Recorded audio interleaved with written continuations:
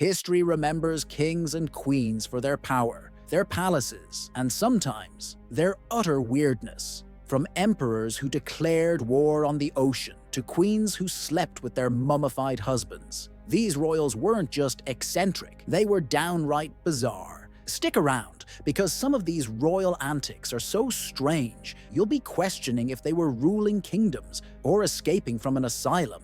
Some of these crowned heads make modern reality TV stars look normal. Prussian has become a byword for a kind of straight-laced, militaristic propriety. The upstart Baltic coast kingdom that swelled into the dominant member of the German Empire doesn't really have a reputation for fun, much less wild sexual license. But in Prussia, as everywhere else, people had sex and wanted to keep the details secret. Unfortunately for certain high-ranking, erotically charged Prussians, Princess Charlotte knew what they'd been up to. Charlotte, sister of Kaiser Wilhelm II, of World War I fame, hated being pregnant and loved gossip. Understandable, but not really princessy behavior. Even less princessy was her 1891 invitations to a number of the great, the good, and the sexy in Prussian society to join her at a hunting lodge outside Berlin for hard drinking. After one of these parties, explicit blackmail letters, some of them even illustrated, slipped through the mail slots of many of the participants, offering to remain silent about the fun for a price. Several hints point to Charlotte as the architect of the blackmail scheme. She had arranged the gatherings, and the letters were written in apparently feminine handwriting and featured catty swipes at other female partygoers. Additionally, at about this time, Charlotte's diary somehow made its way to her brother, who read it and became so angry at its contents that he stopped his sister's income and reassigned her husband to unsexy Breslau in Germany's Far East, far away from secretly swinging Berlin. Poor George III would almost certainly have been happier as anything other than a king. His reputation largely rests on his having been king during the American Revolutionary War and having then gone mad, which, while true, obscures the more mundane ways in which the third of the German George was an odd man. Touchingly, being a good king was very important to the shy and unconfident George. He came to the throne in 1760, in time to be theoretically in charge when Britain overwhelmed France in the 7 Years' War. In order to choose a wife efficiently, he had an advisor draw up a summary of Protestant German princesses about the right age. While clearly not a natural romantic, he did do well in choosing Charlotte of Mecklenburg-Strelitz, the loose inspiration for Queen Charlotte of Bridgerton fame. As the king aged, his odd personality grew more apparent and less easy to excuse on youth and inexperience. He rambled, talking for hours on topics that apparently interested him, but were not necessarily sparkling drawing room conversation, and he tried to personally exhort farmers to increase their output. He also attempted to tightly control the lives of his children, probably acting out of misguided love. The boys could and did wriggle out of this too tight hug, but the girls lived profoundly claustrophobic existences bounded by their parents' anxieties. George's initial, relatively brief mental collapse in 1788 was followed by a permanent detachment from reality in 1811. He died after 9 rarely lucid years in 1820. Princess Margaret, the sister of the late Queen Elizabeth II, was not especially similar to her famously well-behaved sibling. Margaret smoked, drank, married unwisely, had flings, and did not even come close to her sister's lengthy lifespan, dying at a relatively young 71. It's very easy to like the idea of Princess Margaret, who was apparently both very witty and shockingly glamorous. She even bought her own tiara for her wedding, rather than borrowing one from her sister. But Margaret was notoriously hedonistic. She was very aware that she was a princess, and so she did things like hit squirrels with umbrellas. She was also very interested in vice, so she did things like glue matches to her drinking glasses, so she didn't have to put down her glass to light a fresh cigarette.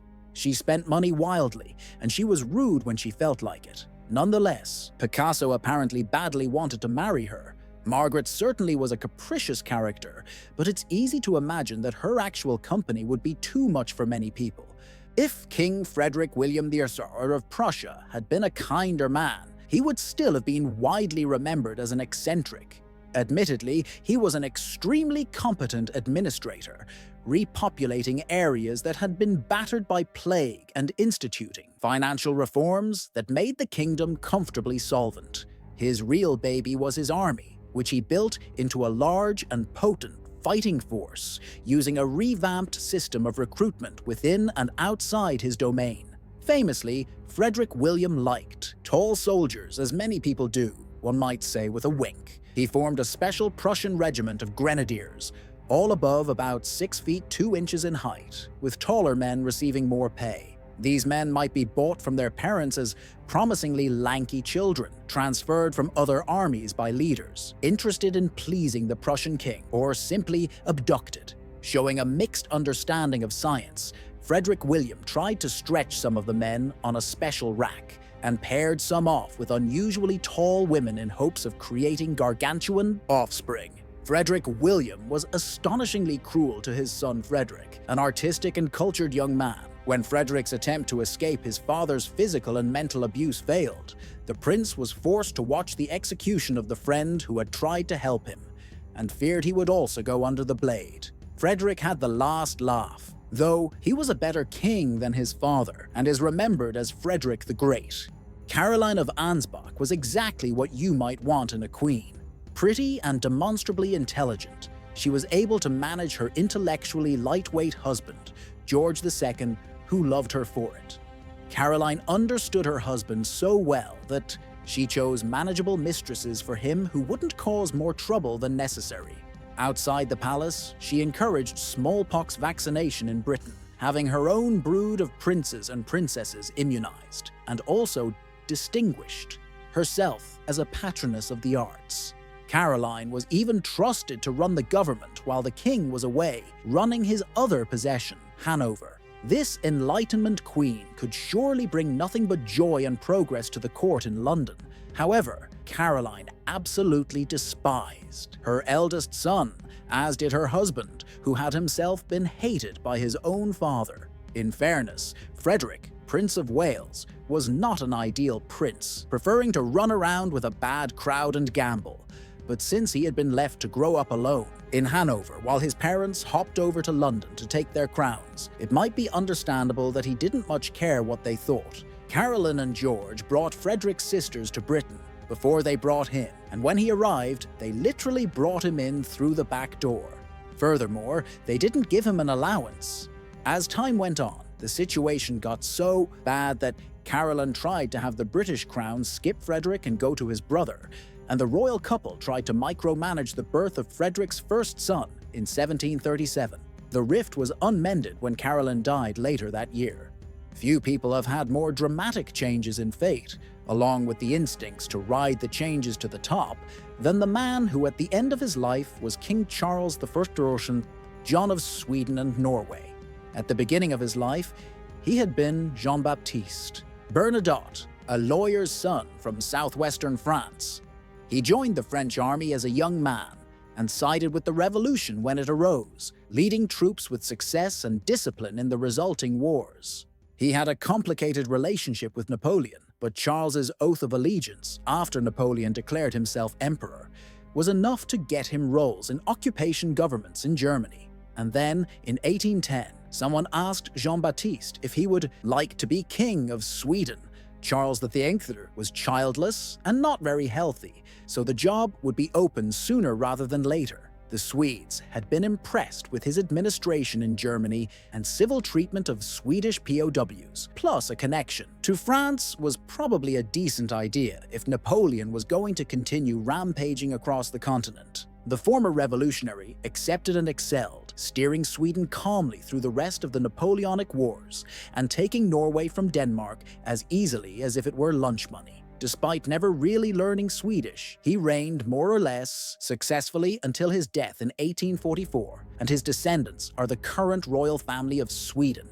The story that he had a tattoo on his chest reading "Death to Kings," a souvenir from his old revolutionary days, is almost certainly not true, but a surviving letter from 1797 reads in part, "I want to fight all royalists to my death. Maria I of Portugal did not have a particularly easy life, as royal lives go. As heir, she couldn't marry a foreigner, so she paired off with her, uncle, though they do seem to have liked each other. In 1755, when Maria was a young adult, Lisbon was smashed by an earthquake and tsunami that left much of the capital in ruins, including the principal residence of the royal family. Only an outing to the countryside saved them from the fate of many of their subjects. A fundamentally kind woman, Maria was a gentle queen who reversed some of her father's harshest policies and enjoyed a good reputation in Portugal and in its most important imperial holding,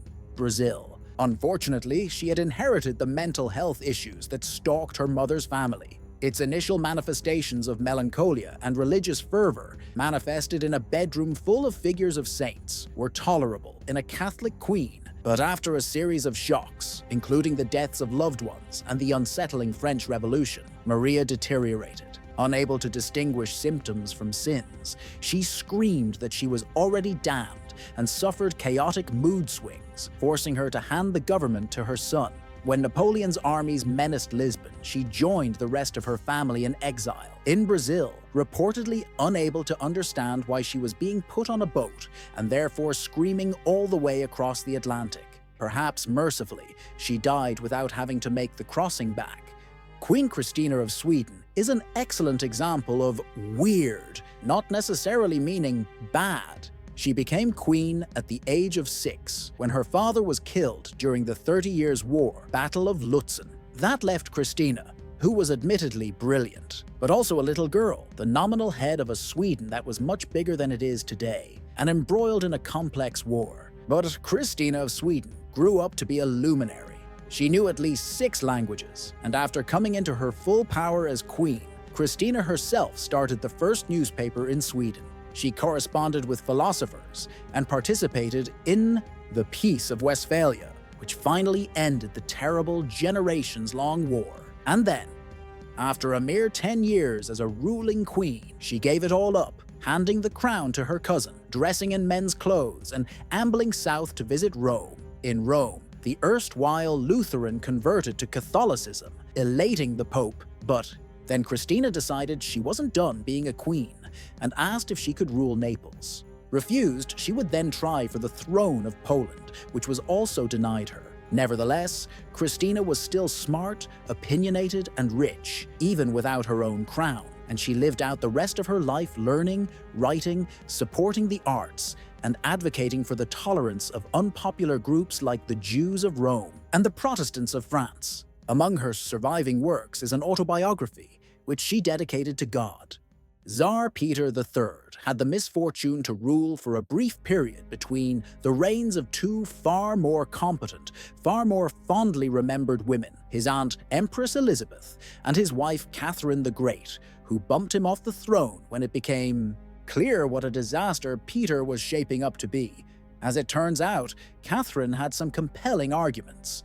While much of what has survived about Peter is from either Catherine's pen or those of her political allies, Peter managed to make one colossal, unquestioned error during his brief reign that alienated everyone paying attention.